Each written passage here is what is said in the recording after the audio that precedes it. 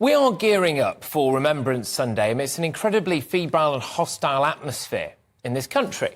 In a couple of weeks, military heroes will march past the cenotaph in London. The same cenotaph that is currently barricaded up to protect it from being damaged by protesters angry about what's going on in Gaza. We've got clashes taking place on the street right now next to the cenotaph, the memorial to our fallen heroes, the people who laid down their lives for our freedoms and our way of life. And it turns my stomach. I wonder what those brave men and women must be thinking right now. I wonder what they'd think if they saw people calling for jihad and Muslim armies and stuff like that.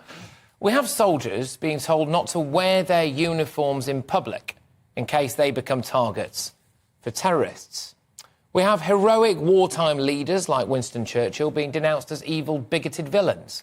We have veterans struggling with crippling mental health issues as a result of their service, struggling to access the resources that should be more easily available to them. Many of them, sadly, turn to drink and drugs or even take their own lives. We have people who were prepared to fight and die for this country in more recent conflicts lining the streets because we don't have enough housing stock for them, when councils and politicians seem able to find billions of pounds collectively for housing stock for those who have just arrived in Britain. And then we look at what's taking place in schools, where children appear to be taught the negatives about Britain's military history and not the overwhelming positives. Is it any wonder, then, that places like Brighton, which is regarded by many as arguably the wokest place in Britain, struggle to find somebody to sell poppies ahead of Remembrance Day? There were serious concerns that a long-standing poppy seller, who sadly can no longer volunteer, could not be replaced. In fact, they only found somebody a couple of days ago. But it got me thinking.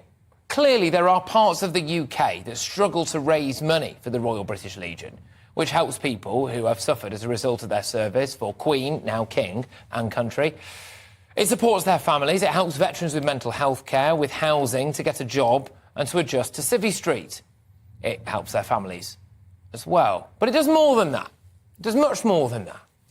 In a world where our greatest generation is increasingly forgotten, the heroism of the past is now viewed negatively instead of with the love, awe and adoration that it deserves. In a world where patriotism is all too often seen as a dirty thing, where we feel as though we are no longer proud to be British or allowed to be proud to be British, the Royal British Legion fights the good fight. It epitomises everything that true patriotic Brits love about our nation and our national history. And that is why I am trying to raise 10 grand for the Royal British Legion. I'm asking you, please, to go to justgiving.com/page/GB News Poppy. That's justgiving.com/page/GB News Poppy to donate. Just give whatever you can, even if it's a couple of quid. And tomorrow, I am going to be doing a show from Brighton, where they have found it quite tricky to get a volunteer to hand out the poppies. And I'll be focusing on our beloved military veterans. With all the nonsense that's going on in our country at the moment, it is more important than ever that we show our love for our heroes. So please, if you can, just go to justgiving.com/page/GB News Poppy and just give whatever you can. Let's get to 10K.